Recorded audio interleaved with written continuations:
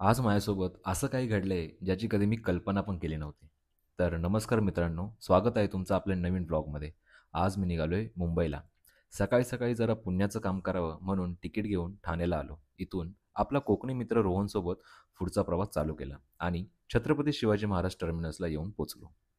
1887 मध्ये बांधलेले हे ऐतिहासिक स्टेशन आज पण त्याच्या सुंदरतेसाठी ओळखले जाते. त्यात या मान्सूनमुळे त्याच्या सुंदरतेमध्ये अजूनच भर पडली होती. हे सौंदर्य बघत रोहनसोबत ऑफिसच्या गप्पा मारत कॅमेरा गल्लीत करणदादाकडे गेलो. आपली व्हॉईस क्वालिटी इम्प्रूव्ह करण्यासाठी एक माईक घेतला.